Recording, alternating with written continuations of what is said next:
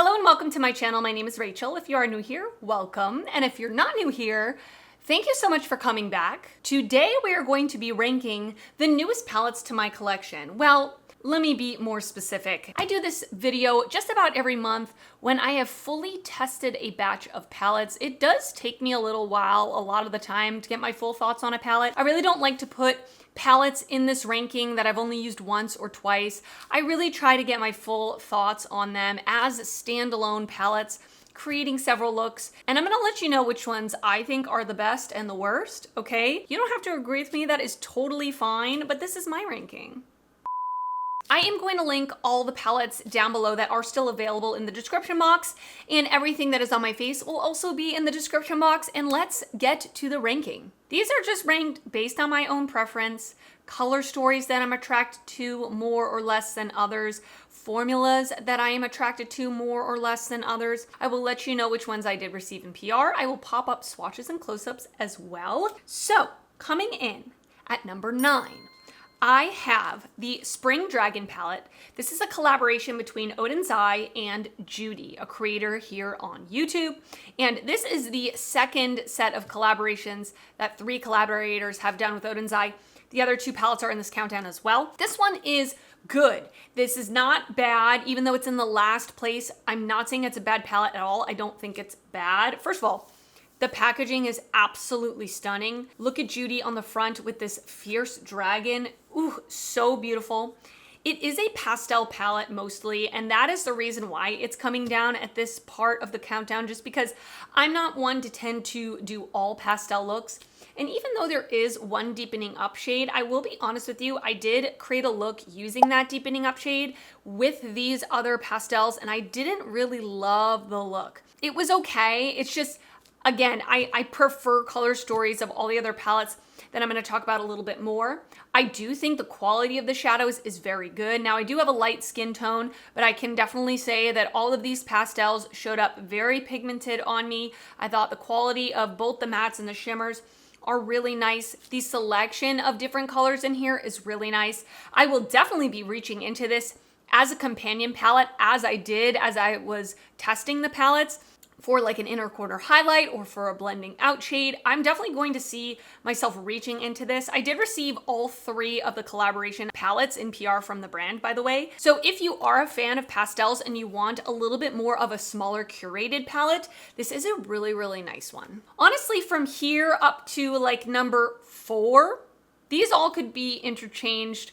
I do feel that there are things about all of these palettes that aren't perfect for me. I think they're all really nice palettes, but the top 3 are like really, really good in my opinion. This middle section is kind of just like, I like them a lot. They're good.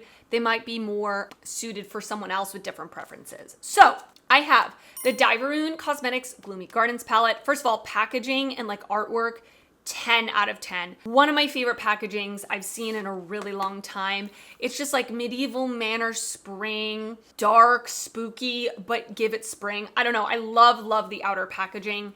And then on the inside, we have this really pretty, again, I would call it spring color story, but we have some depth in here, which I really appreciate. I love when a palette goes from light to deep in the mattes. I love when it's matte heavy. So it has all of that going for it, in my opinion, in my book. But I will say, formula-wise, this is not my favorite palette. Again, this is just a preference thing. I'm not saying this is bad quality at all, because it's not bad quality at all. I do feel that these mattes are pretty sheer. Like, I had to work pretty hard to build them up to look like they do in the pan. Even this, like, very, I would say, pastel peach, it was kind of hard to get to show up on me, and I am a light skin tone. And the shimmers in here, although once they're on the eyes, are absolutely beautiful. Like, if you love a shifty multi-chrome, you would probably really like these, and I do. They are a little bit more textured than I prefer in a shimmer all the time. Like, I would have liked maybe 2 textured shimmers and then maybe a couple of smoother shimmers, but these are all multi-chromes that are textured, very sparkly, very shiny, again, impactful on the lid, can't deny that at all whatsoever. But I kind of like when there's a little more variety in my shimmers in terms of textures. Really pretty color story, beautiful packaging. If you like those types of formulas that I described, like more buildable mattes, very sparkly, shifty shimmers. You probably would really like this if you like the color story, but that's why it's coming in where it is. Coming in at number 7, I have the DD Signature Blooming Basket Palette. I have really come to really enjoy this palette a lot more than I thought I was going to. I'm actually wearing this palette on my eyes today. I did not film it, but I can just quickly tell you what I did. I used Peonies in my crease. I used Bloomsy Tulips lower in the crease. I used Collecting Basket in my outer corner, and I used Collected Ranunculus. I have no idea what that is. All over my lid and in my inner corner. And I feel like the quality of DD Signature has gotten better with this palette. I do feel that the mattes are very nice. They are a little more pigmented. They're not as sheer and dry as in the past of the palettes I've used before in the past from the brand. And the shimmers are just beautiful. And this is kind of what I'm talking about with variety. We have 2 more sparkly multi-chromes they're definitely not textured. Like in the pan, they look textured, but they're very, very smooth. And then we have 2 more traditional duochromes where they're very smooth. There's not that chunk or particle to them, which I really appreciate having that variety in a palette. I do feel this color story is not my favorite of all the rest of the ones I'm going to talk about. It is quite colorful, and I do like doing colorful looks, but I also like neutrals as well. And if I can get a neutral and a colorful look out of a palette, that's when I know it's going to be a favorite. This I really can't get too much of a neutral look out of, which is totally fine. The theme of the collection is blooming basket, for goodness sake. Like, I wouldn't expect there to be neutrals, but I did receive this in PR from the brand. I'm very thankful for that. The other thing that is a little bit of a con for me is the packaging. I wish that they would maybe update their packaging a little bit, make it a little bit more, doesn't have to be luxurious, but just stepped up. And even some of the words on here, a handful of them are not capitalized. The words aren't capitalized. And I know that probably doesn't matter to some people, but just like when I'm looking at it, I'm not trying to be the grammar police, but I maybe wish that it was proofread or something like that, if that makes sense. But nevertheless, the quality of this is very good. Coming in at number 6, I have the Unearthly Cosmetics Charmer palette. This was in their mystery box for Valentine's Day. If you do not want to see the reveal of this, I would assume everybody's gotten their box by now, but if you want to skip ahead, I always put timestamps down below in what number order I start talking about a new palette. So check the description box or just the bar that goes across like this. You know what I'm talking about? But I'm gonna open it now. So this is what the palette looks like. Unearthly Cosmetics is absolutely one of my favorite brands, hands down. I feel their eyeshadow quality, especially with their new reformulated formula, is out of this world amazing. The mattes are very pigmented. The shimmers are just that perfect, for me, perfect formula where they're smooth and sparkly. I don't know what's going on, what lab they're going to now, but I'm here for it because quality-wise, this is phenomenal. My only thing is I just like the other color stories more. That's the only reason. And I definitely wish maybe there was one lighter matte in here. All of these mattes are quite mid-tone to deep. And if I'm going to be picky, if I'm going to pick these apart as standalone palettes, that's just kind of where my mind goes to when I go to pick this up and use it by itself. Of course, I can absolutely reach into another palette in my collection to get a light transition shade. It's not that big a deal, but the shimmers in here are so beautiful, so sparkly, so multidimensional. Their shimmers are just so good. And so yeah, it's just a color story thing. I prefer the other color stories a little more. Coming in at number 5, I have the Cosmic Brushes Gothic palette. Love the packaging on this. Now this was released last year. I'm now just getting around to having it in my palette ranking. That kind of tells you my excitement level for this. Like, I've not really been wanting to reach for this. It's been sitting in my drawer since December and I have not used it enough until now to get my final thoughts. So it's not the most exciting palette to me, but I will say I absolutely love the Cosmic Brushes formula. It is so good. I love especially their shimmers. Now their mattes are really good. A lot of people talk about how beautiful their mattes are, and I absolutely agree with that. But I will say I think their shimmers are just so beautiful. Again, that smooth and sparkly formula, not chunky, not textured, still gives that multi-dimension, still gives that like twinkly look, but not being heavy or giving fallout or accentuating texture on my eyelid. This is a purple monochromatic palette, but I do think it is set up in a beautiful way. We have more like berry tones. We have more like true purples. You can make it more vibrant. You can make it more deep. I love that there is a multi-chrome. I love that there is a iridescent duochrome. I think this is set up so well. I don't really have many complaints for it, except for the fact that like I've not really been wanting to reach for it as much, and the fact that it's been sitting waiting to be reviewed for 3 months, it just gives an indication it shouldn't be really much higher than this. Coming in at number 4, I have the Oden's Eye and Annette's Makeup Corner Mighty Monster palette. I love this palette. Obviously, it's coming in so high up at the countdown. Again, packaging wise, Oden's Eye does a great job. And I really enjoy this color story. I really love that we have a row of neutrals up here. I did create a neutral look with that. I love having some pops of purple, and having these pops of like super fiery warm tones also makes me very happy. Quality wise, this is the great Oden's Eye quality. Mattes are pigmented. There's definitely different types of shimmers in here. We have a beautiful multi-chrome here called Glow Vortex. We have more of a smoother shimmer, and we have some more textured shimmers. This is typical with Oden's Eye. I do love that they put different formulas of shimmers in here. So overall, this color story I like. I just enjoy the other ones a little bit more, and that's kind of the only reason it's here. Coming in at number 3, I have another monochromatic purple palette, but this one I prefer a little bit more. And this is the Ultraviolet palette. This is a collaboration between Deandra Nicole and Bella Butte Bar. I am a little biased, I'm gonna be honest with you, because I do love Deandra. I do talk to her here and there on Instagram, and I just love her. I think I've never met her in person, but from my interaction with her, she seems like a wonderful person. So I love supporting her, I really do. So anyway, back to the palette. I do love purples, you guys.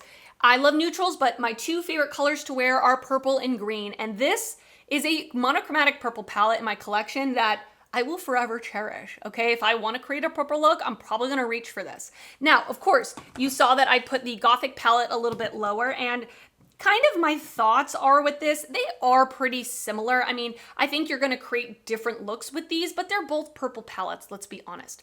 The thing I really like about Bella Butte Bar is their matte formula. I feel that their matte formula could be in my top 2 favorite matte formulas. It's tied with Blend Bunny. I just, every time I used the mattes in this, I was gasping, like audibly gasping, because of how buttery, blendable, easy to use, and especially for purples, I mean, really, it's foolproof to use these mattes.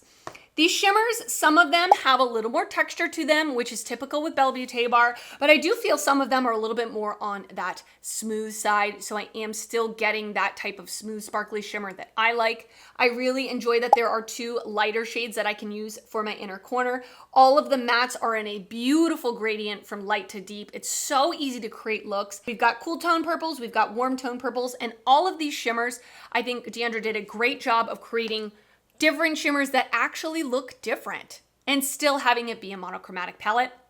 Quality wise, absolutely phenomenal. She did a great job. Congratulations, Deandra, and I think this is a beautiful palette. Okay, the top 2 were close, man, and I actually switched them kind of at the last minute, okay? So coming in at number 2, I have the Glamlite Betty Boop a Dupe palette. I do love Glamlite's packaging. I think they do a phenomenal job with their collections in terms of packaging. Really, they put a lot of thought and care into their products. I loved the blush duo that came with this collection, and I really enjoy this palette. It is a little more neutral leaning in my opinion. The shimmers from Glamlite are so beautiful. Like the shimmers in this especially are so sparkly. It's kind of crazy how sparkly they are. Just beautiful, and it goes with the glitz and glamour theme of Betty Boop in my opinion. Now, the reason this is not coming in at number 1 is I was kind of reaching for this a few times going into it thinking, let me try to create a neutral look. And every single time I tried, it definitely was coming out leaning pinkish red, which obviously makes sense with the theme, but looking at it, it looked like I could create a true neutral look, but even these like more neutral tones, they lean very, very pink, very, very red. So that's the only thing. This black is very pigmented, very pigmented. I was kind of shocked. So I love that. And then I wish, and actually, it's kind of funny that I'm saying this because I'm usually complaining in the other direction. Glamlite usually doesn't include a lot of light mattes in their palettes. This is full of light mattes. So I was kind of missing a couple of mid-tone mattes, but listen, overall, quality-wise, phenomenal. I do really like this color story. It is just very, in my opinion, pretty monochromatic, but really, really beautiful. And coming in at number 1, can I get a drum roll, please? There is still one palette I haven't mentioned from the Odin's-Eye collaboration. And it is my number 1 palette this month. And that is the Earthwood palette. This is in collaboration with Tina from the Fancy Face. This palette was a sleeper, okay? Because I remember looking at it and first looking at it and be like, wow, that is really beautiful. Really beautiful. But I found myself wanting to reach for this over and over and over again. And that's when I know, and that's kind of my feeling. When I have a number 1 palette, I want it to be one that I'm like really excited to use, really wanting to reach for all of the time. And that is how I feel about this palette. I've used it so many times and I was ready to, and I've told this story last month with a different palette. Usually after I've tested a palette, I move it from my testing drawer into the drawer that it belongs to. Like I have my palettes sorted by brand. So I was going to put it with the other Odin's-Eye palettes that I have, but I kept not wanting to put it away. And I did travel recently and I wanted to bring this palette and I brought this palette. Even though I had been fully done testing it, I still wanted to create more looks with it. So if that tells you anything, I'm just so excited to keep using this palette. I love purples, I love greens. I can create purple looks, I can create green looks, I can create neutral looks. That's all I need. That's all I ask for. This green here, Beauty, is so beautiful. And I do love that there is this pop of a coral. You can pull your look a little more warm this way, but overall, it is just a beautiful color story that I fully enjoy. It's the good Odin's-Eye quality that I come to expect. And I'm about to meet Tina at Creators and Friends. I'm so excited to meet her. And she did a great job creating this palette. All right, and that is it for this monthly palette ranking. I hope you enjoyed it. Please leave me your thoughts down below in the comments. Do you have any of these palettes? What are your little mini speed reviews on them? I would love to know because I love hearing from you. And if you did enjoy this video, please give it a thumbs up. That helps me out a lot when you do that. And if you're not already subscribed to my channel, I would love it if you would consider subscribing before you leave. I do upload videos weekly and I'd love to see you back on my channel again. I want to thank you so much for watching and I will see you next time. Bye.